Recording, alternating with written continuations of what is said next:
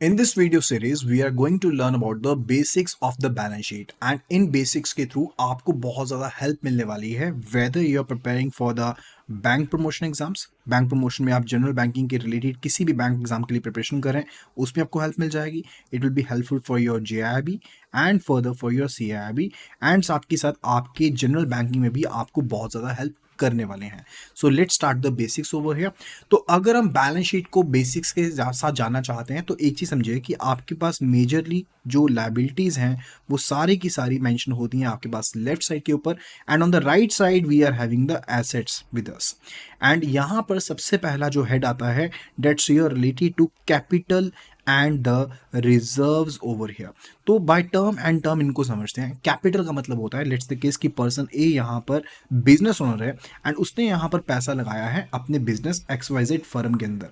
तो ये जो पैसा अब यहाँ पर पर्सन ए ने लगाया अपनी फर्म के अंदर, that's particularly an asset for person A, but लेकिन यहाँ पर XYZ बिजनेस के लिए which is a total different entity, क्योंकि यहाँ पर बिजनेस एंटिटी कंसेप्ट के साथ हम चलते हैं। So it's a liability on the business over there. That's why जो कैपिटल यहाँ पर लगाई गई है that's actually a liability for the company over here.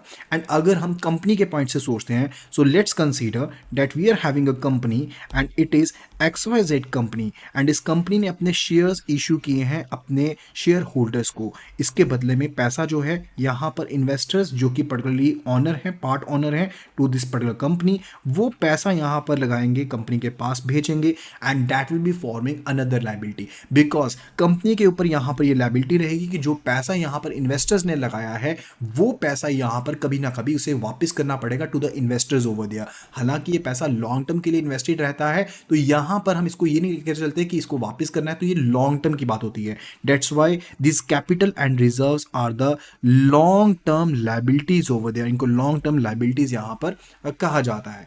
And further let me just tell you कि इन्वेस्टर्स को टोटली यहाँ पर जो भी पैसा इन्होंने दिया, इसको हम किस नाम से जानते हैं? वी से it the share holder equity fund. इसको हम शेयर होल्डर्स फंड के नाम से जानते हैं या शेयर होल्डर इक्विटी फंड के नाम से जानते हैं ना। यहां पर एक और सिनेरियो को समझने की जरूरत है। लेट्स से द केस कि जो फेस वैल्यू है शेयर की that is at ₹10 over there and market price जो है शेयर का डेट इज ₹12 ओवर हियर। अब यहाँ पर जो ₹10 का अमाउंट है वो आपका पार्ट बन जाएगा to the paid up capital, यानी कि वो पैसा जो कि यहाँ पर इन्वेस्टर्स या शेयर होल्डर्स के द्वारा दिया गया है कंपनी को, वो आपका पेड अप कैपिटल का पार्ट बन जाएगा। And the rest part over here related to ₹2 that will be forming the share premium. तो यहाँ पर ये शेयर प्रीमियम का पार्ट बन जाएगा। शेयर प्रीमियम का जो अमाउंट है उसको आप अपने जो कैपिटलाइज्ड एक्सपेंसेस हैं उनको पे ऑफ करने के लिए लगा सकते हो, या फिर आपके प्रीलिमिनरी एक्सपेंसेस हैं उनको पे ऑफ करने के लिए लगा सकते हो, एंड फर्दर इनको पर्टिकुलरली आप और चीजों के लिए भी यूज कर सकते हो। कंप्लीट डिटेल मैं आपको आगे वीडियोस में प्रोवाइड करवा दूंगा, right.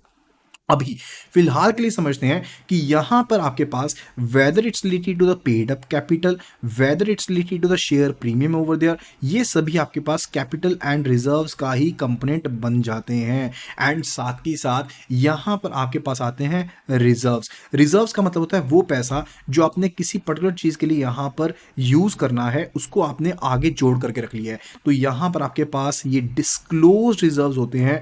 And further these are the there can be the free reserves, जो आपने पर्टिकुलरली किसी चीज के ऊपर लगाने के लिए पैसा साइड पर रखा वो आपके फ्री रिजर्व्स हो जाएंगे। या फिर आपके पास कैपिटल रिजर्व भी होते हैं, you are also having the capital reserves with you, ठीक है। तो ये डिफरेंट टाइप ऑफ हमारे पास रिजर्व्स बनाते हैं। सेकंड जो हमारे पास यहाँ पर कंपोनेंट आता है that's related to the long term liabilities over there. अब यहाँ पर लॉन्ग टर्म लाइबिलिटीज पर्टिकुलरली हम आउटसाइड लाइबिलिटीज की बात कर रहे हैं। अब लॉन्ग टर्म लाइबिलिटीज में particularly we will be talking about the bank loans, जो लॉन्ग टर्म के आपने जो टर्म लोन है वो आपने बैंक से ले रखे हैं, और you could have issued the dept instrument. Dept instrument जिसमें आपके बॉन्ड्स एंड डिबेंचर्स आ जाते हैं, वो सभी भी इसका पार्ट बनते हैं। अब लेट्स कंसीडर अनदर एग्जांपल कि XYZ कंपनी जो है उसने यहाँ पर लोन लेना था, पैसे लेने थे इन्वेस्टर्स के लिए, इन्वेस्टर से। इसके लिए इसने यहाँ पर अपना डेप्ट इंस्ट्रूमेंट्स इशू कर दिए, लेट्स से इसने डिबेंचर्स इशू कर दिए या फिर इसने बॉन्ड्स इशू कर दिए। अब यहाँ पर पर्टिकुलरली क्या होगा कि person A, person B C over there, let's consider कि ये यहाँ पर इन्वेस्टर्स हैं जिन्होंने पर्टिकुलरली इन डेप्ट इंस्ट्रूमेंट्स को परचेज कर लिया है। अब कंपनी के ऊपर यहाँ पर ये लाइबिलिटी रहेगी, कंपनी ने ये पैसा इनको वापस करना है along with the interest over there. अगर आपको कूपन का इंटरेस्ट पता है, कूपन का आपको फीचर पता है, कूपन के कंसेप्ट के बारे में जानते हैं तो ठीक है, नहीं तो आपको बेसिक्स आइडिया देता हूँ। लेट्स कंसीडर कि यहाँ पर एक बॉन्ड है which is basically amounting ₹1000 and ये 5 साल का यहाँ पर बॉन्ड है एंड इसके ऊपर कूपन 10% का है। कहने का मतलब है कि कंपनी जो है वो यहाँ पर 1% पर जो अमाउंट प्रिंसिपल अमाउंट था वो आपके पास ₹1000 का था and over the 5 years 0 1 2 3 4 5 so it will be 0 1 2 3 4 and 5 over दिया। तो कंपनी जो है वो यहाँ पर इस कूपन को कैलकुलेट करेगी face value of the bond के ऊपर यानी कि ₹1000 के ऊपर एंड ₹100 यहाँ पर ईयर पे करेगी टू द इन्वेस्टर एंड साथ के साथ at the end of the tenor यहाँ पर जो प्रिंसिपल अमाउंट लिया गया था यानी कि face value of the bond वो भी यहाँ पर वापस किया जाएगा। ठीक है, तो यहाँ पर जो बॉन्ड्स होते हैं, डिबेंचर्स होते हैं, these can be the secured instrument. Secured का मतलब है कोई ना कोई चार्ज के ऊपर, एसेट के ऊपर चार्ज क्रिएट किया होगा, या फिर these can be the unsecured instruments over there. वो डिपेंड करता है कि आपके पास different type of particular bonds या डिबेंचर्स होते हैं उसके बेस पर। तो ये आपके पास यहाँ पर लॉन्ग टर्म लाइबिलिटी का पार्ट यहाँ पर बन जाते हैं। थर्ड कंपोनेंट हमारे पास जो लाइबिलिटी साइड पर रहता है that's related to the short term liabilities over there, जिसको हम STL कहते हैं। शॉर्ट टर्म लाइबिलिटीज यानी कि हम बात कर रहे हैं यहाँ पर करेंट लाइबिलिटीज के बारे में। Whensoever we are talking about the current liability, this is particularly to those particular amounts जो यहाँ पर कंपनी को अगले 12 महीने में पे करना है किसी ना किसी जगह पर, उनके ऊपर ऑब्लिगेशन उसको पे ऑफ करना है। लेट्स द केस कि आपके पास ट्रेड क्रेडिटर्स हैं यानी कि ट्रेड करते दौरान आपने यहाँ पर उधार ले रखा है, वो पैसा यहाँ पर आ जाएगा, या फिर आपके पेएबल्स हैं। लेट्स द केस कि यहाँ पर सैलरी पेएबल है, रेंट पेएबल है, ये सभी आपके पास क्या बन जाते हैं, these are your current liabilities या आपकी करेंट लाइबिलिटीज का पार्ट बनते हैं। तो मोटा मोटा अगर देखें तो आपके पास एसेट एंड लाइबिलिटीज के साइड पर, लाइबिलिटीज के साइड पर specifically you are having the capital and reserves, long term liabilities and the short term liabilities over there. And further if we talk about the assets over there, तो assets में आपके पास सबसे पहली जो type आती है that's actually related to the fixed assets over there.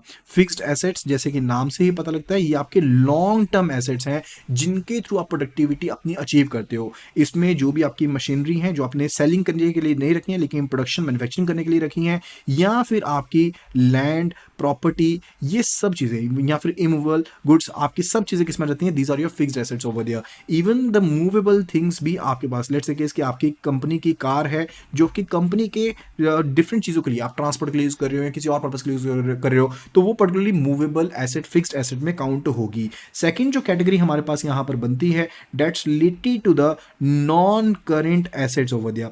देखिए non current assets आपके पास क्या होते हैं, नॉन करेंट एसेट्स आपके पास वो एसेट होते हैं जो ना तो आपके करेंट एसेट की नेचर के हैं ना ही वो फिक्स्ड एसेट्स की नेचर के आपके पास हैं। कहने का मतलब है लेट्स से केस कि आपने यहाँ पर इन्वेस्टमेंट्स कर रखी हैं, you have made investments over here, आपने यहाँ पर नॉन कोटेड शेयर्स यानी कि वो शेयर्स जो कि आपके स्टॉक एक्सचेंज के ऊपर लिस्टेड नहीं है, स्क्रिप्ट्स उनमें आपने इन्वेस्टमेंट कर रखी है, या फिर वो पर्टिकुलर इन्वेस्टमेंट जो आप अगले 12 महीने में रिडीम नहीं कर सकते हो, वो आपकी नॉन करेंट एसेट का पार्ट बनती हैं।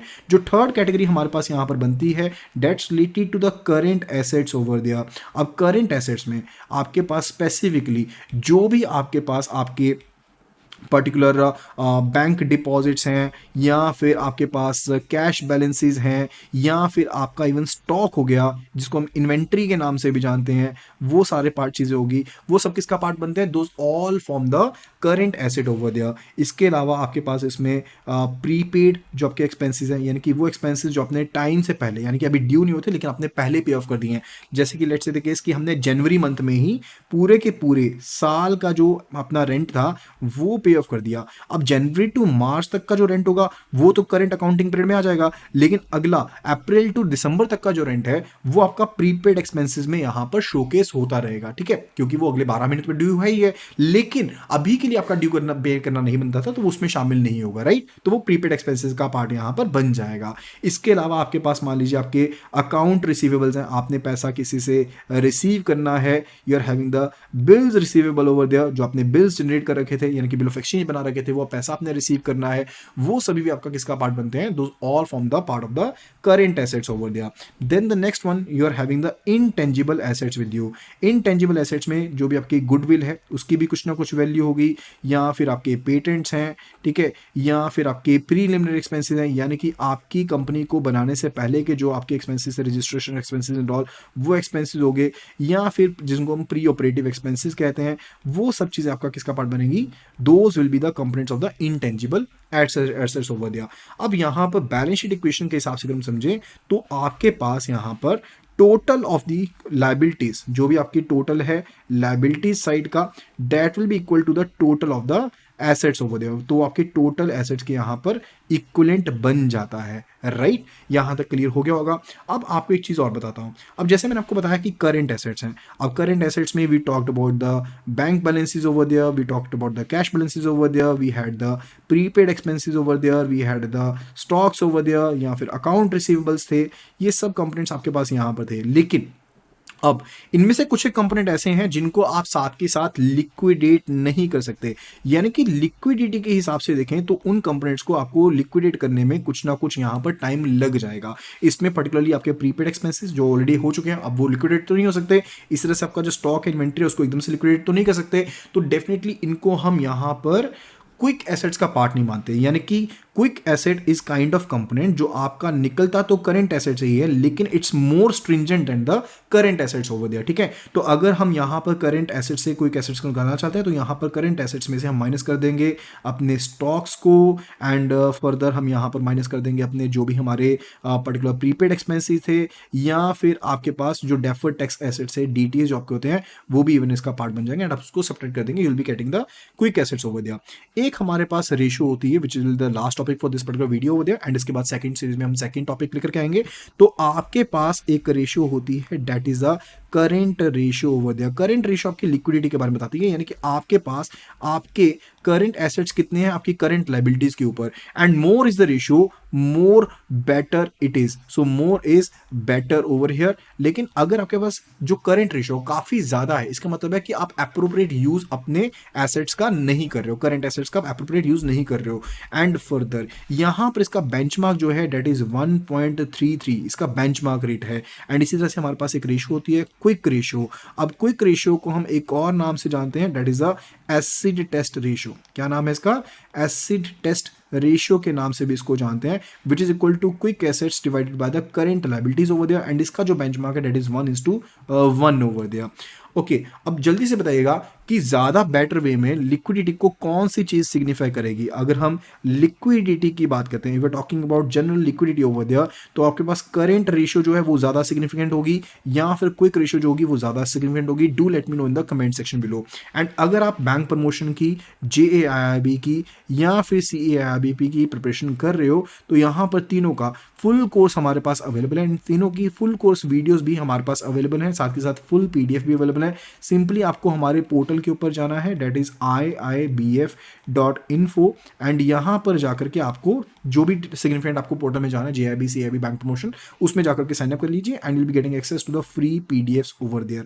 तो जल्दी से जल्दी साइन अप कर लीजिए, and I will be again back with you with a new video.